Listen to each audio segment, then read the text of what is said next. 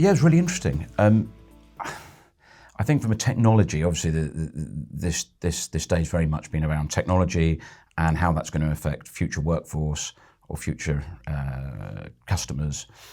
And actually, we didn't really talk about technology that much, or not so much in dwelling on blockchain or IoT or big data or cloud.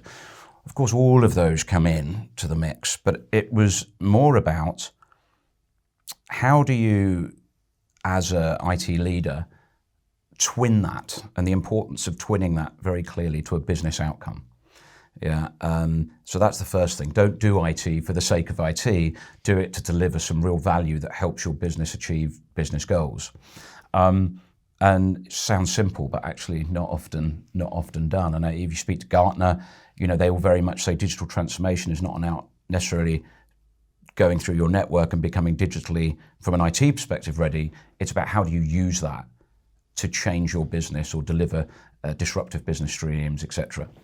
So, and I think within that, it was then going through how do you bring the workforce with you? You can put all these wonderful tools in place, but if they're not being used, then what's the point? And even from that is with having to adapt to different workforce models, different ways of working, how do you ensure productivity moving forward? But also, if you look at things like AI, that brings, and I'd say generally the tone was very positive, by the way. AI can be looked at about something like, I'm going to lose my job, but actually no, it can do something that helps take maybe a more monotonous task away to then give you focus to do something perhaps more exciting or more business compelling. Of course, that brings with it the reality that you need to reskill as well. So, and that was very much, so it was not so much about individual vertical technologies, but more about how do you bring the company along on the journey to deliver a clear outcome.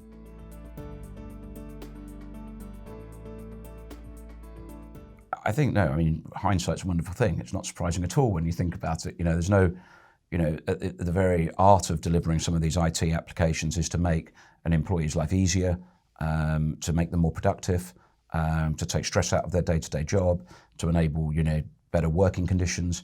So at the heart of it, it's about people. But I think you get caught up in the project. I think, no, it's not a surprise, but I think there is definitely a learning. One of the gentlemen from McDonald's, Darren, came through, they're on their third wave of digital transformation. So it kind of started, and this is a journey that we see a lot of customers go through.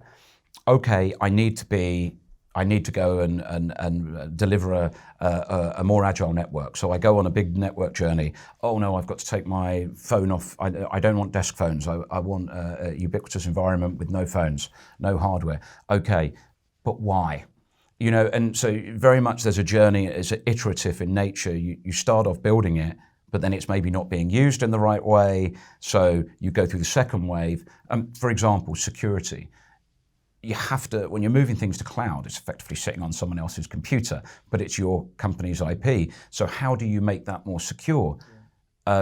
You can make it hugely secure, but then it becomes almost not usable. So it's about thinking about the employee again on what is it like to work through and log in. If it takes half an hour every time to log in when you're working remotely, well, you might as well come into the office. So I think that very much it's an iterative process, and I think you learn as you go. And then certainly for Mark McDonald, the wave 3 was kind of the exciting thing, which is I've now got a network ready. I know how my employees are going to use it. Now I'm going to use it to deliver a changed business outcome, and new revenue streams, better margins, and all of that sort of stuff.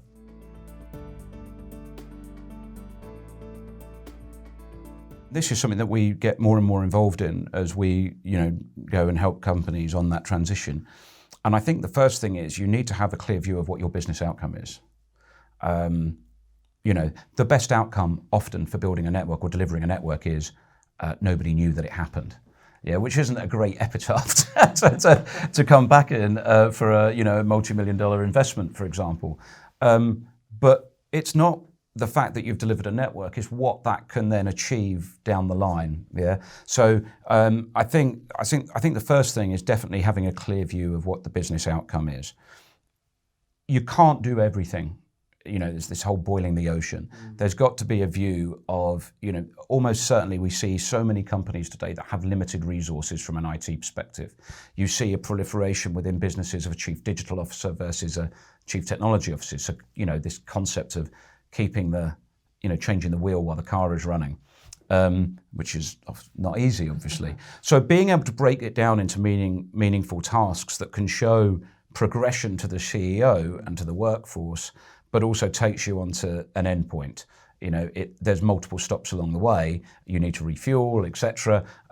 But you can show success through the steps. So I think firstly, business outcome.